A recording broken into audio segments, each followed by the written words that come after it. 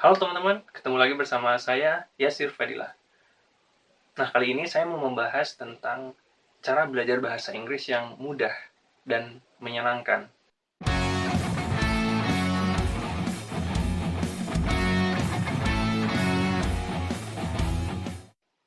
Oke, sebelumnya saya mau cerita dulu ya. Jadi, saya belajar bahasa Inggris pertama kali itu ketika SD. Nah, saya suka bahasa Inggris pertama kali bukan karena ketika belajar di sekolah, tapi ketika bapak saya mengenalkannya kepada saya waktu itu. Nah, meskipun begitu, tapi saya nggak pernah belajar bahasa Inggris secara intens dengan beliau. Beliau justru mengharapkan saya buat belajar secara mandiri. Saya masih ingat waktu itu saya pernah nanya ke bapak saya tentang arti dari kata dalam bahasa Inggris. Nah, beliau menjawab pertanyaan yang pertama. Beliau menjawab arti kata yang pertama.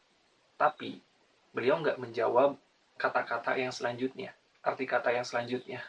Terus beliau bilang, kamu sebaiknya nyari sendiri. Kamu sebaiknya mencarinya sendiri. Nah,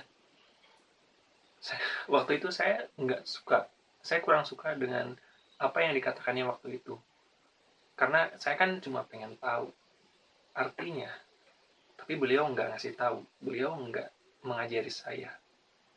Selang beberapa waktu saya mulai sadar kalau ternyata belajar itu adalah tanggung jawab kita sendiri. Ya, saya nggak bisa selamanya mengandalkan orang lain, saya nggak bisa selamanya nanya terus ke orang lain tentang materi pelajaran atau apapun itu. Ya, saya harus mencarinya dulu sendiri. Nah, itulah yang bikin saya jadi yakin atau ya jadi suka dengan belajar mandiri dan juga dengan belajar secara otentik. Ya, ini masih berkaitan ya.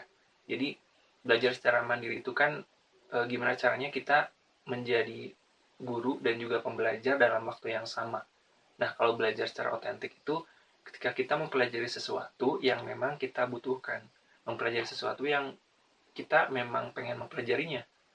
Karena kadang kita mempelajari sesuatu yang nggak kita butuhkan. Dan akhirnya kita gampang lupa. Nah, momen ketika bapak saya menyuruh saya buat mencari kata sendiri, itu bikin saya jadi jatuh cinta dengan belajar. Bikin saya jatuh cinta dengan bahasa, khususnya bahasa Inggris.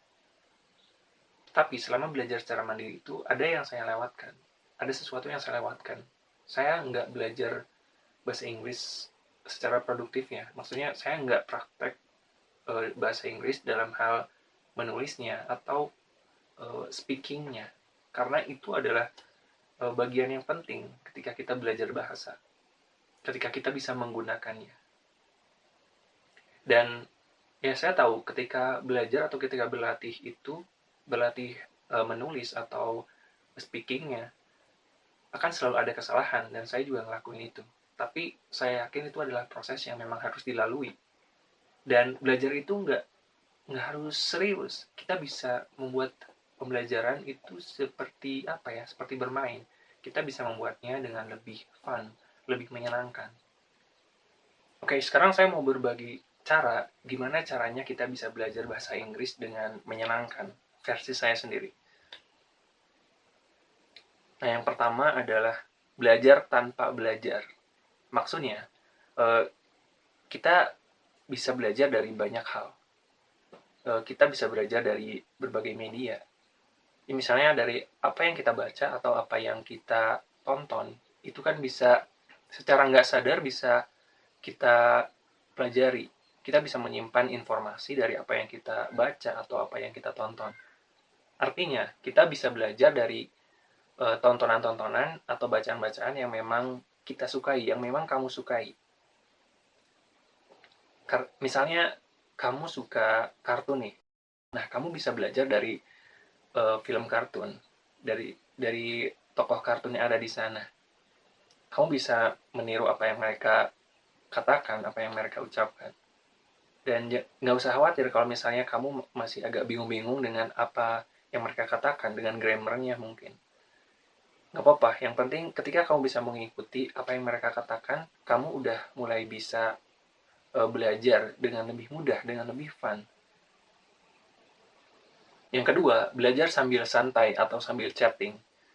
Maksudnya, begini, kan lingkungan itu kan faktor penting untuk menunjang perkembangan kita, perkembangan kemampuan bahasa Inggris kita. Kalau kamu misalkan nggak menemukan lingkungan yang sesuai, nggak menemukan lingkungan yang suportif, ya berarti kamu harus membuatnya, kamu harus membuat lingkungan itu. Salah satu caranya mungkin kamu bisa membuat grup khusus di sosial messenger, di mana kamu bisa berinteraksi dengan membernya dengan menggunakan bahasa Inggris. Misalnya kamu ngundang teman-teman dekat kamu yang memang niat buat belajar bahasa Inggris ya, ke satu grup, di mana kamu nanti harus berinteraksi full dalam bahasa Inggris. Nah, kamu juga bisa bikin aturan di mana setiap anggotanya harus pakai bahasa Inggris juga. Karena tujuannya kan buat belajar, buat membuat ruangan atau lingkungan yang memang mendukung kamu dalam berbahasa Inggris. Yang ketiga adalah just have fun, bersenang-senanglah. Karena belajar itu nggak harus selalu serius kan. Kamu juga bisa membuatnya menjadi lebih menyenangkan. Karena ketika kamu belajar lebih menyenangkan, kamu akan lebih mudah menangkap pelajarannya. Lebih mudah buat menguasainya. Dan akhirnya kamu bisa lebih mudah buat menggunakannya. Kalau misalnya kamu bosen dengan pembelajarannya, ya kamu bisa mencari materi lain yang kamu sukai, yang sekiranya lebih menarik lah. Atau kamu juga bisa bikin game, semacam games dalam bahasa Inggris di grup yang kamu bikin. Ya pokoknya bersenang-senang lah. Saya jamin kalau misalkan kamu bisa menerapkan cara itu dengan tekun dan juga dengan fun, kamu bisa lebih bagus dalam bahasa Inggrisnya. Terutama dalam menggunakan bahasa Inggris, dalam hal menulisnya atau dalam speakingnya.